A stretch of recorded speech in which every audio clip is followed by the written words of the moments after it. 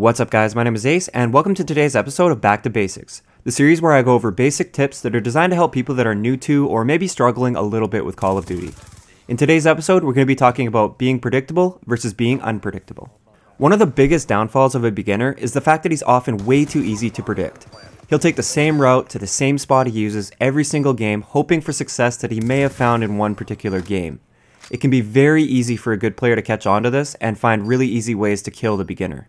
On nearly every map, I can predict where the beginners will likely be hanging out before the game even begins. On Raid, I know that in almost every game there's going to be players hanging out in the kitchen area all game trying to kill people in the courtyard. And in Cargo, there's always going to be players sitting on the sniper perches on either side of the map. On Carrier, there's always going to be those guys that'll hang out on the blast deflector or on top of the jets. And I could keep going on like this for every map, but I think you guys get the point. A good player knows where these players are going to be before they even get there, and they'll often have a very effective strategy for taking them out.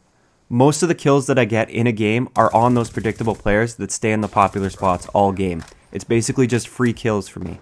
Don't be that predictable player. Avoid spending too much time in these spots. It's totally fine to use the spot for a kill or two before moving on, but definitely don't overstay your welcome, or else you'll just be an easy target for the enemy.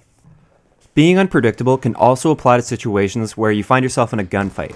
If an enemy catches you off guard and you manage to duck behind cover, you have to think to yourself, what will he expect me to do? Will he expect me to pop back out the way I came, or try and do a little bit of a flank on him, or just lay down and wait for him to come to you? You have to think about that in every situation, and the answer is definitely going to be different in every situation. There's not one particular move that works every single time. You have to think about what this enemy is expecting me to do and then do something different. An example of an unpredictable move that I like to do is whenever I get shot in the back while running around a corner, I like to immediately jump back out and challenge the gunfight. The average player, knowing that you're hurt in this case, will expect you to either keep running or to take cover and wait for them while you heal up. The last thing they typically expect for you to do is to jump out and challenge them while you're hurt. I win this gunfight probably 80% of the time, just because the enemy almost never expects this and they're never ready for it. Another little example of how I play in an unpredictable way is when I play in objective game mode. I'll often push right past the objective that the enemy expects me to be going for. So in Demolition, I'll push past the bomb site that I'm attacking because the predictable move is to push up to the bomb and try to plant it right away. There are infinite amount of ways to make yourself hard to predict in Call of Duty.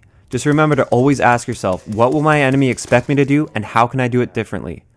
So that's going to wrap it up for this episode of Back to Basics. I hope you guys enjoyed, and I'll talk to you guys next time.